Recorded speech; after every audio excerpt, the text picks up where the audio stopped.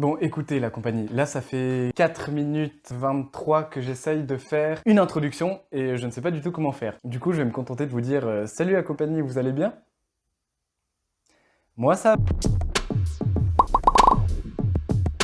Commençons tout de suite par le Citrus limonum, le citron. Ouais, alors, en soi, c'est pas une huile essentielle qui est très dangereuse. Elle est plein de bonnes vertus. Mais si elle est dans ce classement, c'est pour une bonne raison. C'est une huile essentielle qui est gorgée de soleil.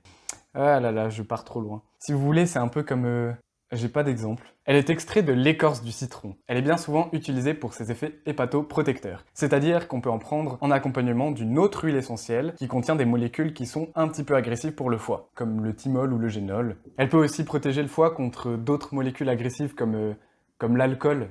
Bon, ça veut pas dire que vous pouvez vous bourrer la gueule sans conséquence le lendemain si vous avez pris de l'huile essentielle de citron. Ça veut juste dire que ça limite les dégâts de l'acétaldéhyde sur les cellules hépatiques. J'ai perdu la moitié des gens. On fait quoi? Vous l'avez compris, elle est hépatoprotectrice. En plus de ça, cette essence est un excellent stimulant intellectuel. Elle permet de redonner un petit peu de vitalité, de bonne humeur, de volonté, de courage, de force, de motivation, On va passer à la suite, hein. Parce qu'au final, on sait toujours pas pourquoi je l'ai mise dans ce classement. Même si en général, elle est plutôt utilisée par voie orale, c'est-à-dire par le cul, par la bouche, eh bien, elle contient des molécules de furocoumarine. Eh bien, il arrive des fois que l'on mette cette huile essentielle directement sur la peau. Sauf que la furocoumarine, une fois qu'elle est appliquée sur la peau, elle a ce que l'on appelle un effet photosensible. Ça veut dire que si vous allez exposer cette zone de peau au soleil, vous allez cramer. En vrai, votre peau, elle va pas être transformée en steak. Bon, évidemment, il faut pas essayer, sinon vous allez vous transformer en Lycopersicum esculentum bien mûr. Et ça, c'est pareil pour n'importe quelle essence issue de l'écorce d'agrumes, comme le pamplemousse, la bergamote, l'orange, la mandarine. Assez parlé de la furocomarine et des agrumes, passons à la suite. Je te laisse leur annoncer la prochaine huile essentielle. Exactement, Origanum vulgaris, l'origan marjolaine. Cette huile essentielle est considérée comme l'un des meilleurs antibiotiques. Je sens que je vais me faire taper. On va peut-être plutôt employer le terme antiseptique si ça te va.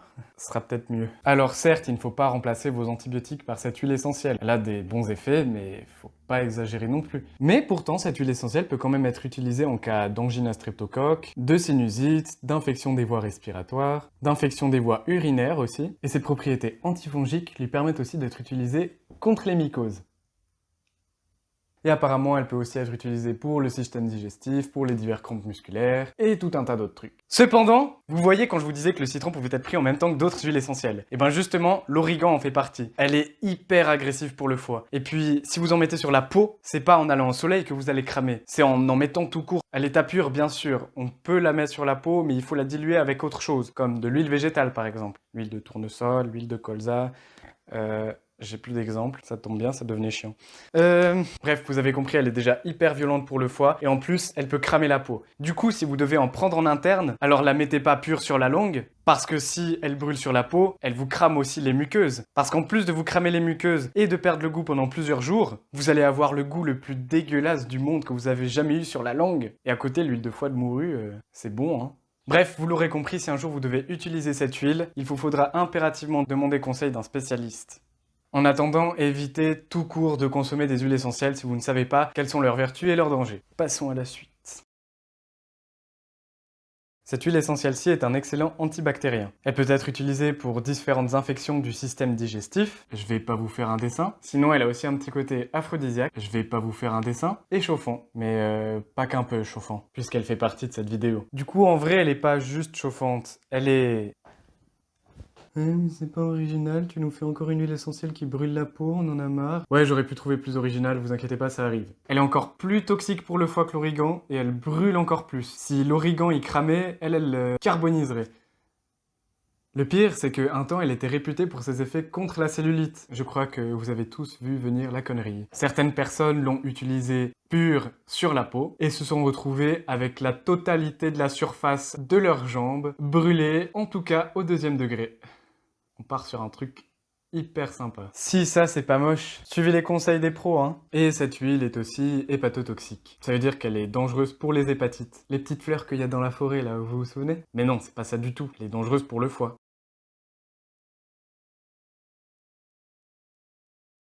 Cette célèbre huile essentielle décongestionnante des voies respiratoires procure une sensation de fraîcheur ou l'impression d'être dans un sauna. Cette huile essentielle possède des propriétés expectorantes, antivirales ou anti-infectieuses. C'est l'une des meilleures de son genre et c'est pour cela qu'elle se retrouve dans plein de préparations pharmacologiques. Chez les adultes, elle peut presque être utilisée sans aucun problème. En revanche, chez les enfants, c'est une autre histoire. En fait, cette huile essentielle, elle provoque des choses que l'on qualifierait de pas très commodes. Déjà, elle peut provoquer des convulsions ou des crises d'épilepsie, mais aussi, le calyptol contenu dans cette huile essentielle est si violent pour le système respiratoire des enfants qu'il peut carrément et plus rien laisser passer. Et après, tu meurs étouffé. Enfin bref, on arrive déjà à la dernière huile essentielle de ce classement.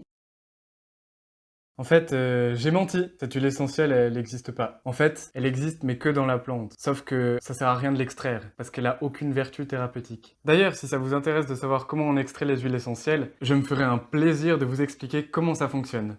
C'est très intéressant. D'ailleurs, j'en profite pour vous dire que si vous aimez cette vidéo, n'hésitez pas à mettre un pouce vers le haut et à vous abonner. L'absinthe possède une huile essentielle qui est très riche en thuyone. Ce qui est sûr, c'est que la thuyone, c'est un puissant neurotoxique. Et c'est aussi une rhénotoxique. Ouais, je sais, je viens de l'inventer ce mot. Pas grave, ils ont compris que c'était dangereux pour les reins. Cette huile essentielle, si vous en consommez ou si vous en mettez une grande dose sur votre peau, vous risquez d'avoir des spasmes musculaires, puis vous allez carrément convulser, avoir des hallucinations, perdre tout contrôle de vous-même et de vos repères, et vous finirez bien assez vite par être assommé avant de mourir.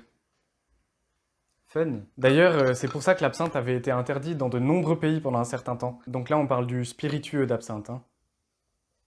Aujourd'hui, la quantité de thuyone dans l'alcool d'absinthe doit être impérativement contrôlée et ne pas dépasser un certain seuil. Voilà, si la vidéo vous a plu, n'hésitez pas à la partager autour de vous. Et puis merci à tous pour vos retours constructifs, ça fait super plaisir. On se retrouve tous la semaine prochaine si tout se passe bien. Et sur ce, ciao la compagnie.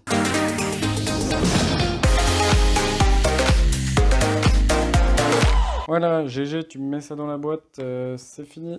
On a terminé.